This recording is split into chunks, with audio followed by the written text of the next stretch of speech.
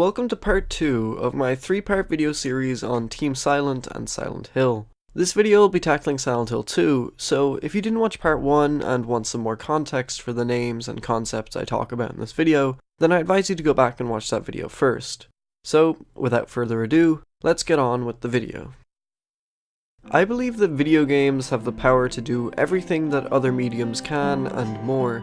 I think that they can tell amazing stories. They can be as frightening as the best horror films and as intense as the greatest action movies. There are a few games that get me as emotional as Silent Hill 2. Everything from the story to the music, the acting, the characters, all of it is beautiful. The original Silent Hill sought to prove that video games can be truly frightening, and that an intricate story can be told on the PlayStation. By the time development began on Silent Hill 2, it seemed that Team Silent wanted to prove that they could tell a story that would stick with the player for years after they beat it. So, just how did Team Silent manage to make a game that not only kept the original's sinking horror atmosphere, but improve on every aspect of the story as well? Silent Hill 2 began development around June 1999, a mere 5 months after the original game first released in North America. This decision was partially made due to the commercial success of the original Silent Hill, and partly due to the time Silent Hill was released. See, Silent Hill came out very near the end of the PlayStation's lifespan, a little over a year before the release of the PlayStation 2. Team Silent believed that if they were to make a sequel, it would be on a new piece of hardware, which would allow them to do all of the things they wanted to do, but just couldn't on the PlayStation. They could realize all of their plans for the world of Silent Hill, on top of tapping into the potential of the story. And with that, Team Silent got to work. While I and many others refer to the early games as the Team Silent games, this is a little bit misleading. While Team Silent were officially recognized and were disbanded after Silent Hill 4, they weren't exactly a consistent team. Members of the team would often come and go, changing what roles they played in each new game. For example, Keiichiro Toyama, who you might remember as the director of Silent Hill, left after the release of the original to work on the Siren games at Sony. Akihiro Imamura moved from lead programmer to producer, and Hiroyuki Iwaku, who co-wrote Silent Hill, moved up to lead scenario writer. Takeyoshi Sato, who you may remember as the CGI miracle worker from the first game, stayed to work on the models and textures, but was also tasked with writing the basis for the story, along with working on the game's systems. Masahiro Ito was now the art director and monster designer for the game, and Akira Yamaoka stayed on as composer and sound designer. This could explain why the first 3 Silent Hill games all feel so fresh and unique. Even though the name of the team is exactly the same, the actual content varies, sometimes wildly between each game, which becomes more apparent as the series goes on. Development for Silent Hill 2 began slightly differently to the original. The team decided to focus on the story early, putting the environment and town design lower on the priority scale.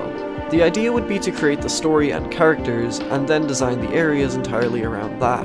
In an interview with IGN, Sato claimed that in the original Silent Hill, they would think about something horrific, and then work on the plot.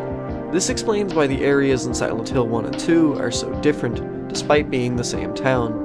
Silent Hill takes place in a northern section of the town, while Silent Hill 2 sits across the opposite side of the lake. It's very much the same area, but each section feels unique. Imamura mentions in an interview with IGN that they intended for the game to have a feeling of familiar but different. This is the perfect way to describe the shift from Silent Hill to Silent Hill 2.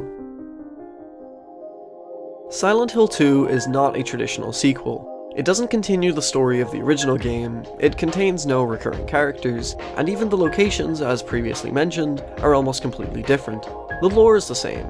Concepts like the otherworld and people's nightmares manifesting as monsters are all there, but other things like the Order are almost completely left out of the plot.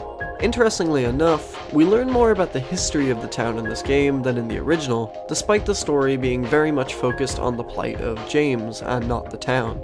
The genius of Silent Hill is that you can tell any kind of story because the town shifts based on the characters within it. The jump from PlayStation to PlayStation 2 allowed developers so much power to work with, completely redefining what companies could do with video games. One of the biggest advancements that came alongside the PS2 was motion capture. Motion capture technology is basically what it sounds like: suits and machines that allow developers to film actors' bodies and map those movements directly onto 3D character models. This allowed the models to move in ways that were distinctly human, down to the minute details. On the original PlayStation, every movement had to be animated by hand, which led to a lot of games looking like the characters were just toys being moved around stiffly. Motion capture also had the added bonus of helping the actors get into the roles of their characters. Back in the early 2000s, most voice actors would be thrown into a recording booth and expected to record all of their lines alone. While the lines were all recorded in a booth separate to the mocap, it allowed the actors to gain better context for the scene and play off the others' acting. This gave the beautiful cutscenes an added layer of quality. Killing a person ain't no big deal. Just put the gun to their head, pow! Silent Hill 2 has 6 characters, played by 5 actors. Most of the voice actors for the game have done very little besides Silent Hill, with the exception of Donna Burke, who voiced Angela. Each of the characters were motion captured by their respective voice actor, but only one of the characters was actually based on their actor. James Sunderland, voiced by Guy Seehey, is very clearly based on the man himself. James is a very interesting character, who we'll talk about in depth later, but it's important to mention how his acting differs from the rest of the cast. When first playing the game, you might notice that James sticks out. Angela, for example, is prone to mood swings, and can go from calm and reserved to scared and aggressive. Eddie can be a bumbling fool, but also has a serious crazy switch that turns on every now and then. Maria is cold one moment and seductive the next. Laura is childlike, switching between a frail young girl and a childish trickster. James, however, spends most of the game very monotone and dull. Even when he gets emotional, his voice and demeanor very rarely changes. This was done to solidify James's character. He's standoffish, and seems to suffer from serious depression since the loss of his wife Mary. From the off, we know something is wrong with James, when you consider how desperate someone would have to be to try to find his wife, even though, as he says, she's been dead for 3 years.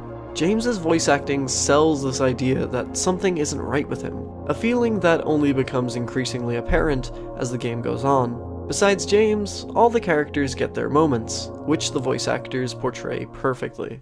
It doesn't matter who I am. I'm here for you, James. See? I'm real. But you know what? It doesn't matter if you're smart, dumb, ugly, pretty. It's all the same once you're dead. And the corpse can't laugh. It's hot as hell in here. You see it too. For me, it's always like this.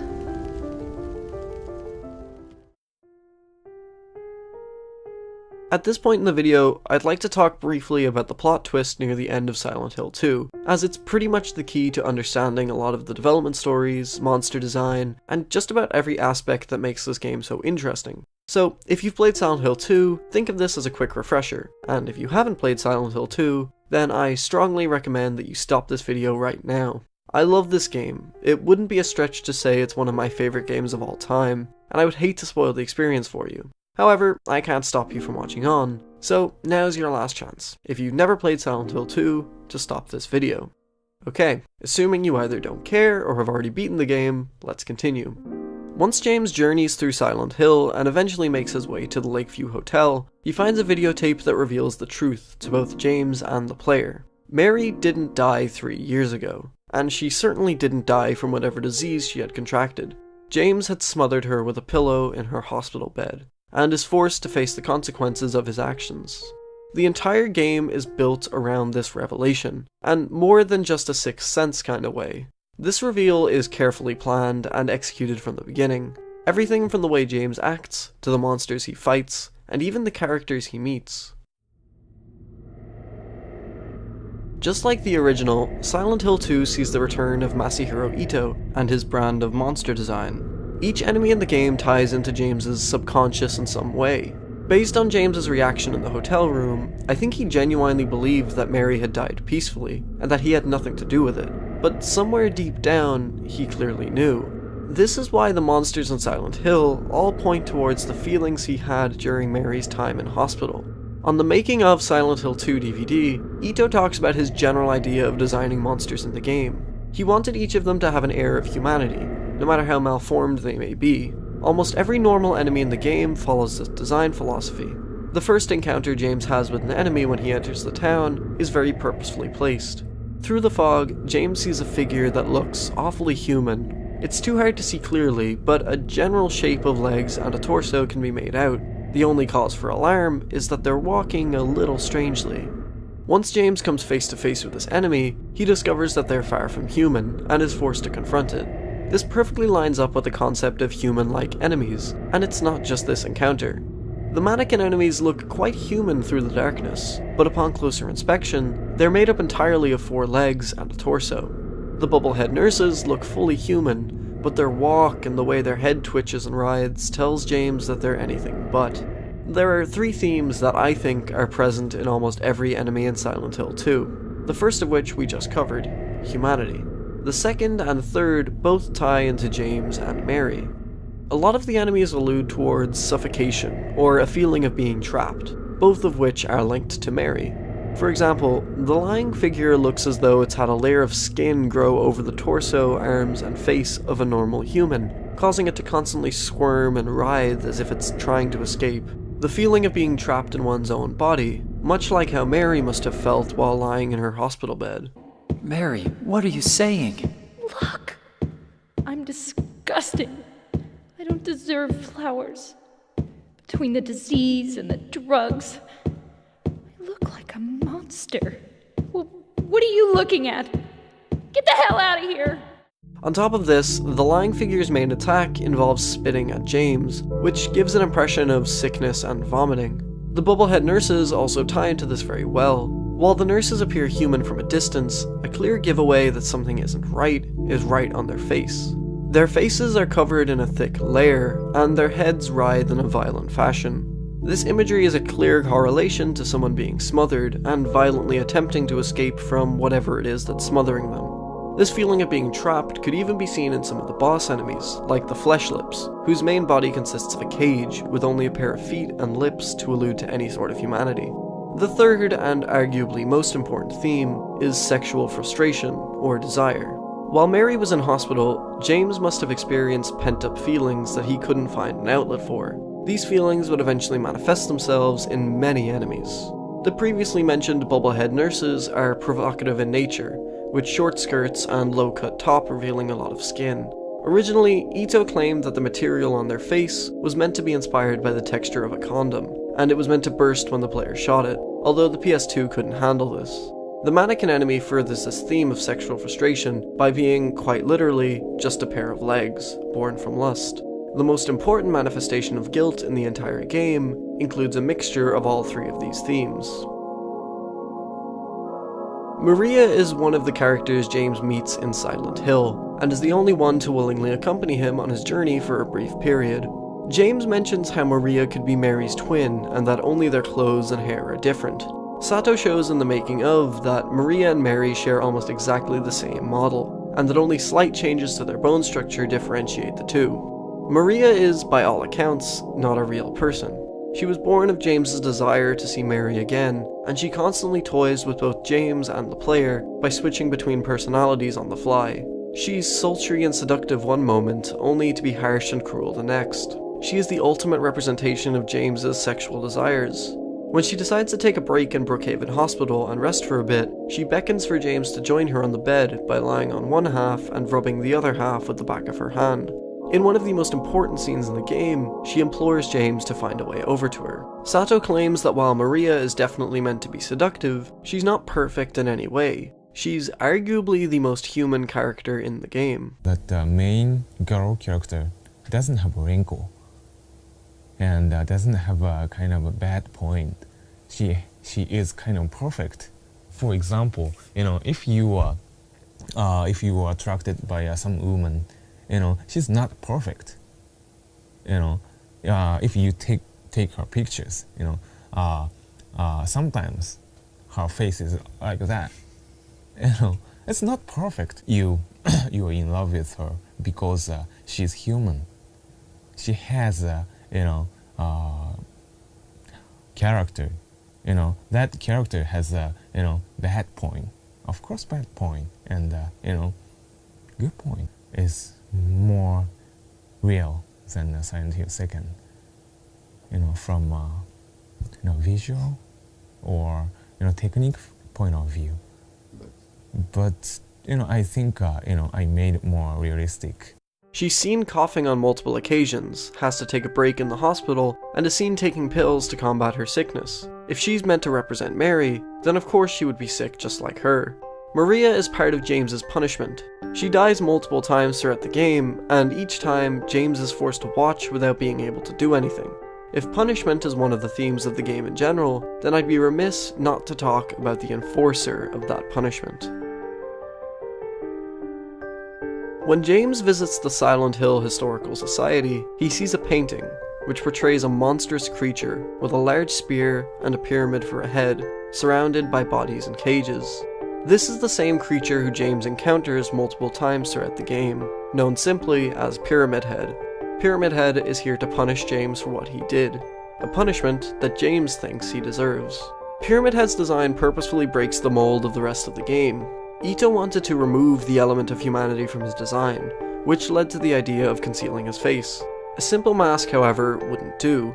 The only way to remove any sort of humanity from the creature was to make its face, or lack thereof, completely different to that of a human, and so the pyramid idea was born. His inspiration came from a drawing he made in 1995 while studying in the Tama Art University, which featured some sort of mechanical creature. In the making of, he states that the pyramid has sharp angles, which suggests pain.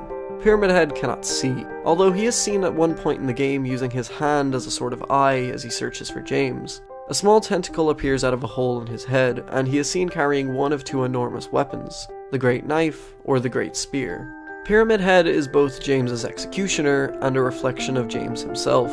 On one side, he follows James throughout the game, forcing James to fight him in multiple locations. In others, he attacks the player in cinematics, and at one point he even murders Maria. His very first appearance in the game is haunting, as he stands behind the bars in Woodside Apartments. He doesn't move, and you can't hurt him, but your radio static clearly alerts you that he's not friendly, as if you couldn't already tell from the red aura around him. He is shown as a symbol of judgment and punishment, going as far as to stage an execution near the end of the game. On the other hand, he shares two very distinct traits with James. For one, the sexual frustration that inspired the design of many enemies is in Pyramid Head as well, but in a different sense. The mannequins and bubblehead nurses are all objects of sexual desire for James, yet Pyramid Head shares James's sexual frustration. At 2 points in the early game, Pyramid Head is seen assaulting other enemies. The first time is with two mannequins, which he positions in a very sexual manner, albeit a very violent one. Similarly, before the first boss fight with him, he is seen in a very similar position with a lying figure. This implies that Pyramid Head shares James's frustration. The second, more important trait is his role. Pyramid Head was born to punish James, taking on the role of an executioner, just like James. When James murdered Mary, he took on the role of an executioner as well, deciding if she gets to live or die. The act of murdering Maria at multiple points throughout the game is meant to snap James out of his delusions. Maria is a stand-in for Mary, and Pyramid Head is a stand-in for James. Near the end of the game, we meet two Pyramid Heads, who execute Maria and proceed to fight James. At the end of the fight, each Pyramid Head commits suicide by stabbing themselves with their spears, signifying that James no longer desires to be punished, and that he has finally learned the truth and accepted what he's done. In fiction, an unreliable narrator is somebody, typically the protagonist, who recounts an incorrect story to the viewer. There are two common types of unreliable narrator, the first being the liar. This narrator knows that what they're saying is a lie, and usually uses it to cover up the fact that they may actually be the villain, or just to show themselves in a more favourable light. Captain Quark from Ratchet & Clank is the perfect example of this. Someone who tells fantastical tales to the viewer, only for us to find out through Ratchet's adventures that he never really did a lot of the things he said. The second type is the unknowing, unreliable narrator. This is a person who doesn't know that what they're saying is false, either because they genuinely believe in what they say, or they've been lied to by another character. The unnamed main character from the movie Fight Club is a brilliant example of this, and if you've somehow never seen it, then there's another recommendation from this video. So the question is, where does James fit on these two sides? For me, there's no doubt in my mind that James believes what he says. While James lies to the viewer throughout the whole game, I don't think he's doing it purposefully, and I have very good reason to believe this. Silent Hill 2 is a battle between two aspects of James's character, his conscious mind and his subconscious. In James's head, he believes that Mary really died 3 years ago of an incurable disease, probably because of the guilt he felt.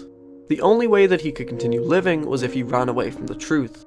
James's subconscious, which manifests itself through the monsters in Silent Hill, is trying to tell James that he must own up to what he did and move on. He doesn't need a pyramid head to judge him. He needs to accept what he's done and decide where his life is heading.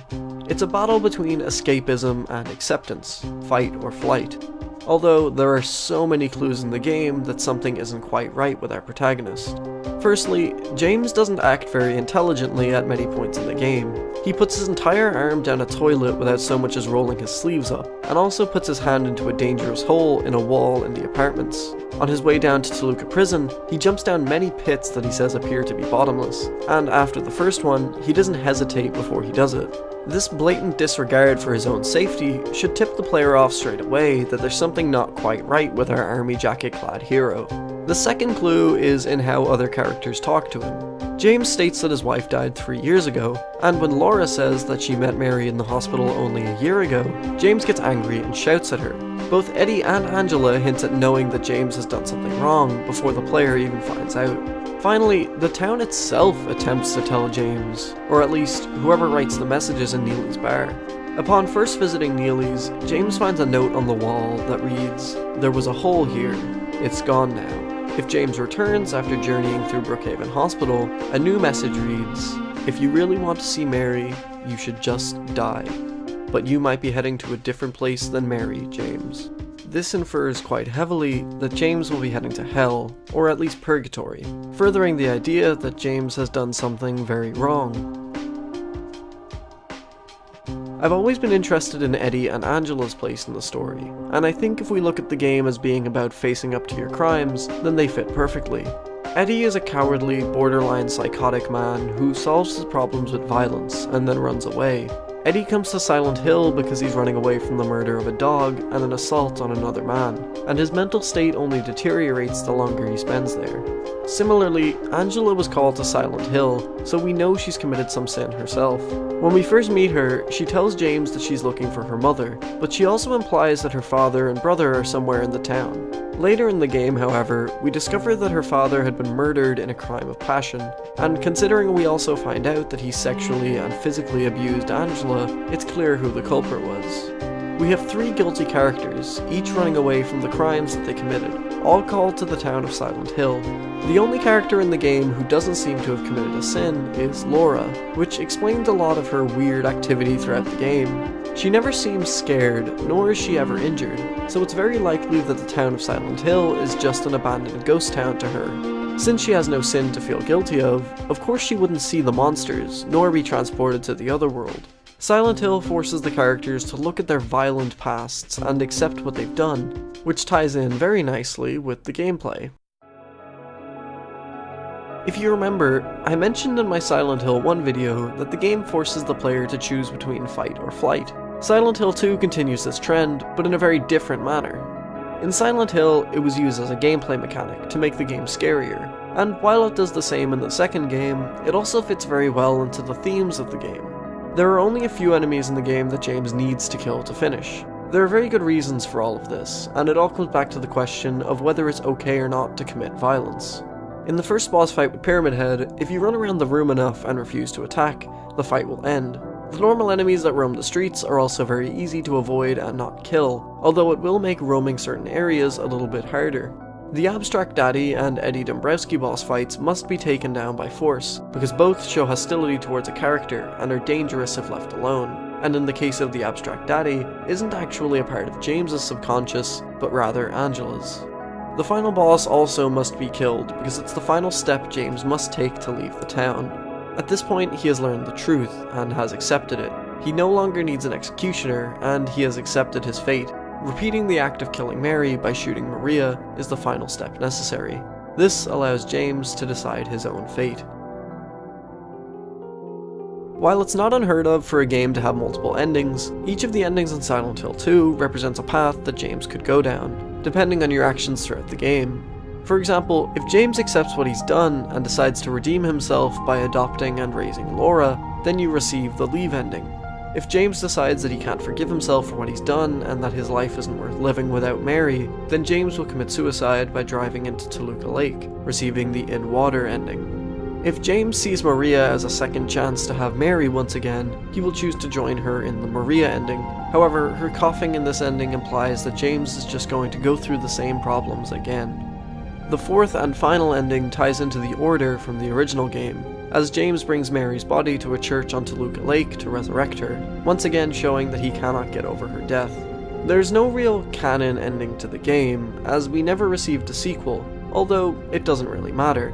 The point is that each of these endings, maybe not including Rebirth, are all possible responses to the journey James takes. The requirements for each ending aren't as black and white as some games. It's not about the choices James makes, but instead about the way he acts. If the player gets damaged a lot and doesn't instantly heal, then that reflects that James is feeling very suicidal, leading to the In Water ending. If the player is overly protective of Maria and checks on her while she sleeps in the hospital, then the path to the Maria ending opens up. If James frequently examines Mary's letter and photo, then the Leave ending is more likely to occur. All of the endings show the paths that James can take, and only one of them results in a happy ending. Well, technically there are other happy endings. Once again, we take a break from the depressing events of Silent Hill 2 to discuss the true ending, and this time it's a double bill special. You see, Silent Hill 2 has had many revisions and re-releases, some of which we don't talk about, but others that are actually very good.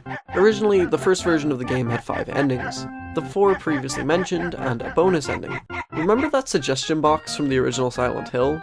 As it turns out, one of those suggestions was kept for the sequel, resulting in the 5th ending of Silent Hill 2. After discovering a key in a dog's house in the early game, James can use that key in the Lakeview Hotel to unlock a door, which reveals an adorable dog named Mira sitting at a control panel, and it's discovered that he was behind it all along. This ending also predicted the rise of YouTube's obsession with videos like Gabe the Dog, with the ending credits song. Like I said though, there were revisions, and in the director's cut version of Silent Hill 2, we receive a 6th ending. The ending requirements are similar to the UFO ending from the first game, using a mysterious item in multiple locations around town, which results in more UFOs descending upon Silent Hill. Then, through the fog, we catch a glimpse of someone. Our hero has finally returned, in his authentic PS1 model and all. What does our intrepid hero have to say for himself?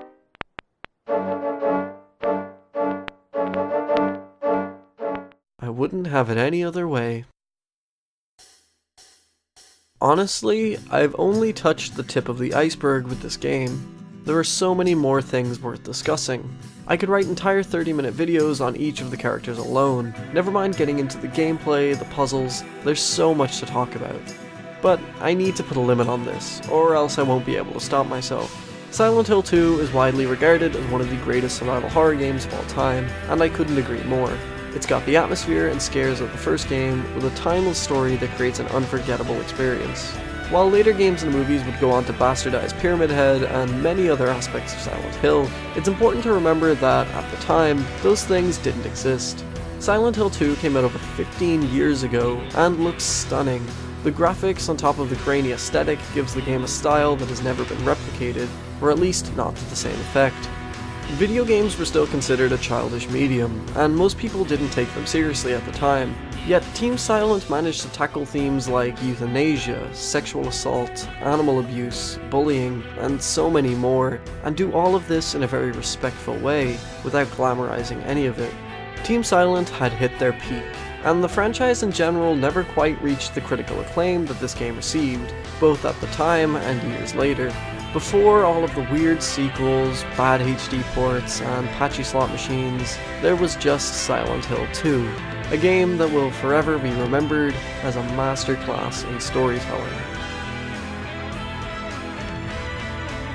I'm going to make this quick because you're probably already sick of my voice, but if you're not, then I'd like to thank you so much for listening to me gush about a game I really like. I hope you learned something and can appreciate this game in the same way I do. And if you like this video, then stick around by subscribing, it would really help me out. The next and final part of this Halloween special is going to be on Silent Hill 3, a very different sequel compared to Silent Hill 2. But for now, I bid you adieu, and I'll see you when I see you.